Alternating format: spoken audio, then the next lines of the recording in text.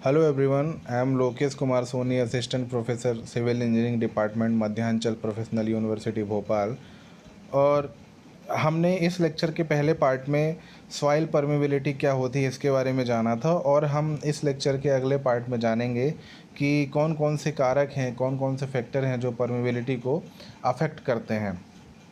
तो उनमें से हमने ये देखा कि जो 10 मेन रीजन हैं जो परमेबिलिटी को अफेक्ट करते हैं: particle size, void ratio of soil, properties of pore fluid, shape of particle, structure of soil mass, degree of saturation, absorb water, entrapped air and organic impurities and water, temperature, stratification of soil. ये 10 factor थे।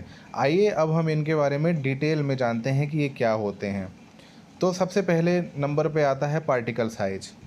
The permeability varies approximately as the square of grain size. It depends on the effective diameter of the grain size, जिसको D10 से हम जानते हैं।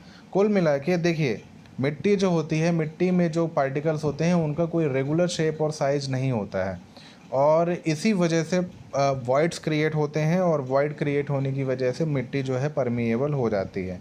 और मिट्टी को अगर कम परमिएबल करना है तो उनके सॉइल को के पार्टिकल को आपको कॉम्पैक्ट करना पड़ेगा, स्टेबलाइज करना पड़ेगा। तो इसमें ये यही बोल रहे हैं कि जो ग्रेन साइज के जो सॉइल ग्रेन साइज होता है उनके ऊपर बहुत ज़्यादा ये डिपेंड करता है। दूसरा पॉइंट है वॉइड रेशियो।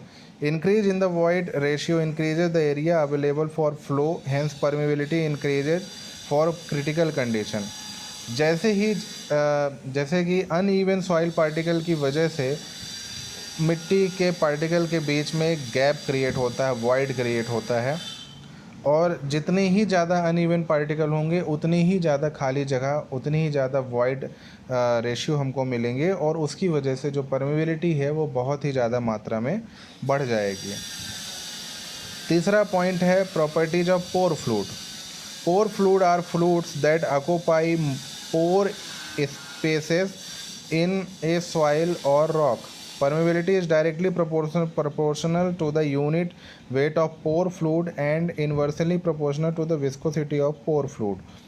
यानी कि पोर फ्लूइड एक ऐसी तरीके के द्रव्य होते हैं जो कि चट्टानों में खाली जगहों में ही इकट्ठे हो जाते हैं, और इनका कहना ये है कि जो पोर फ्लूइड है वो डायरेक्टली परमेबिलिटी के प्रोपोर्शनल है, और जो उस फ्लूइड की विस्कोसिटी है वो इन्वर्स है उसकी। शेप ऑफ पार्टिकल्स, फिर से वही बात होती है, जो साइज है और जो शेप है ना, ये दो अलग अलग चीज़ें हैं, लेकिन इन दोनों का ही बहुत ही ज़्यादा इम्पॉर्टेंट फैक्टर है परमेबिलिटी को अफेक्ट करने में। Permeability is inversely proportional to the specific surface such as angular soil have more specific surface area compared to the round soil. Therefore the soil with angular particle is less permeable, and then the soil is rounded particles. देखिए, soil में यहाँ पे दो तरीके की shape की बात हो रही है। एक होता है एंगुलर, यानी कि तीखा तिकोना टाइप का, जिसके एजेस शार्प होते हैं, और दूसरे पार्टिकल्स होते हैं गोल, राउंड शेप। तो जिनके एजेस शार्प होते हैं वो कई बारी आपस में इंटरकनेक्ट हो जाते हैं, है ना। तो जब वो आपस में इंटरकनेक्ट हो जाते हैं तो उनके बीच में गैप बचने के चांसेस जो हैं वो बहुत ही ज़्यादा कम हो जाते हैं। लेकिन जो राउंड शेप्ड पार्टिकल्स होते हैं उनके बीच में कुछ ना कुछ करके कहीं ना कहीं से गैप बनता ही बनता है, क्योंकि वो एक दूसरे में फिक्स नहीं हो सकते। वो एक दूसरे के साथ लग सकते हैं, लेकिन क्योंकि आप अगर अपनी इमेजिनेशन दौड़ाएं तो आप दो बॉल लें, अगर क्रिकेट वाली बॉल, और उन दोनों बॉलों को आप आपस में जोड़ दें, तो आप देखेंगे कि उन दोनों बॉल में जहाँ से वो टच हुए हैं उसके ऊपर और उसके नीचे खाली जगह बचती है हमेशा, क्योंकि वो अलग, मतलब कि वो आपस में इंटरकनेक्ट नहीं हो सकते। वो टच हो सकते हैं पर इंटरकनेक्ट नहीं हो सकते। तो उसकी वजह से जो राउंड शेप पार्टिकल्स हैं वो ज़्यादा परमिएबिलिटी प्रोवाइड करते हैं बशर्ते एंगुलर शेप पार्टिकल्स के। तो ये बहुत ही ज़्यादा इम्पॉर्टेंट है शेप इसमें। उसके बाद structure of soil mass. For same void ratio and void ratio the permeability is more for flocculent structure as compare to the dispersed structure.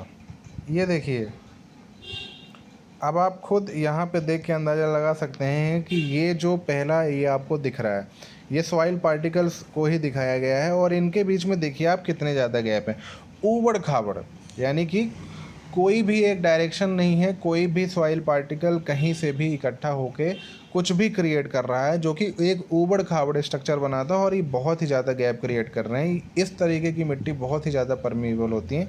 जबकि ये दूसरा सॉइल स्ट्रक्चर है, इसमें देखिए यूनिफॉर्मिटी है, एक समानता है, जिसकी वजह से जो गैप है वो बहुत ही ज़्यादा कम है। तो इसमें भी यही बोला गया है कि जो स्ट्रक्चर है, सॉइल मास का जो स्ट्रक्चर है, या अगर आप उसको बोलें कि उसका जो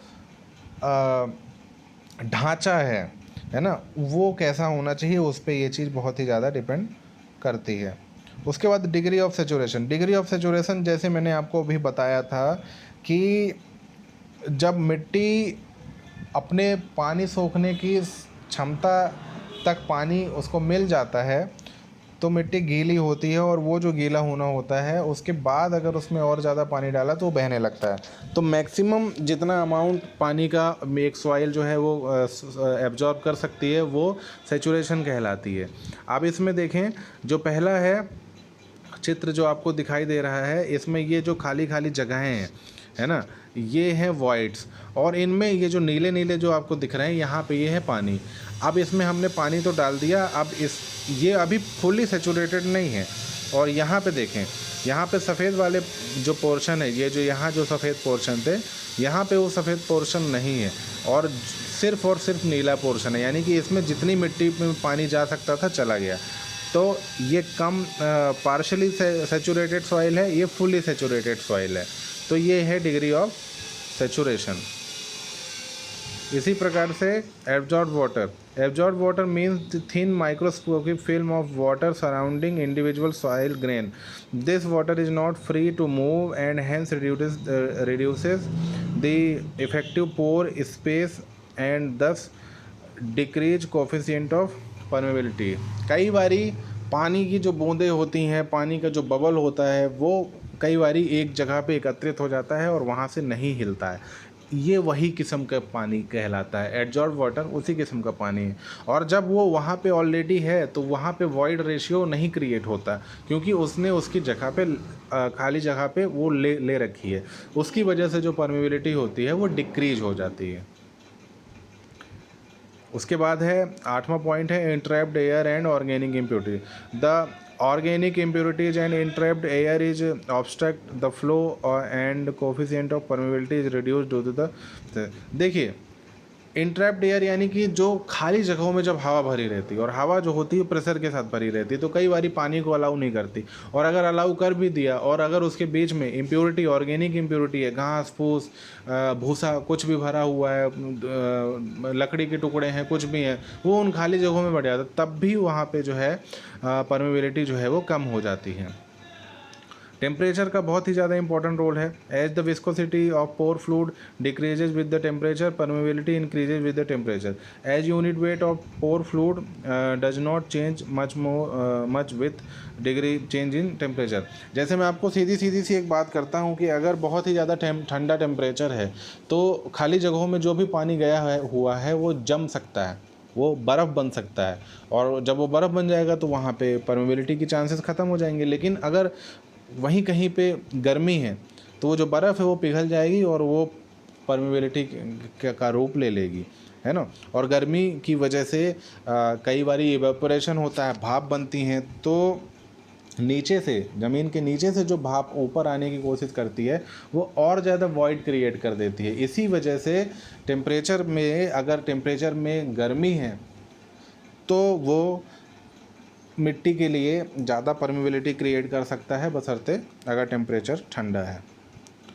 उसके बाद है stratification of soil. Stratified soils are two soil which are formed by layer upon layer. Layer upon layer यानी कि जैसे नदियाँ होती हैं, अपने साथ बहुत सारी चीज़ें बहा के ले आती हैं, तो एक लेयर जम गई, उसके बाद दूसरी लेयर जम गई, उसके बाद तीसरी लेयर जम गई, तो इस प्रकार की जो होती है मिट्टी वो स्ट्रेटिफाइड सॉइल कहलाती हैं।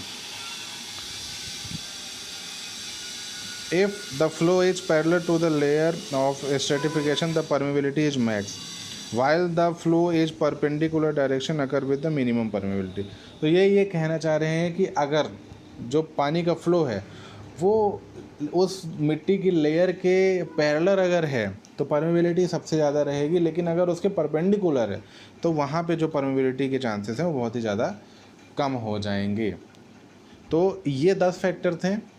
आई होप आप लोगों को समझ में आया होगा। अगली क्लास में कुछ और इंस्टेंटिंग कुछ नया टॉपिक लेके आएंगे। Thank you so much.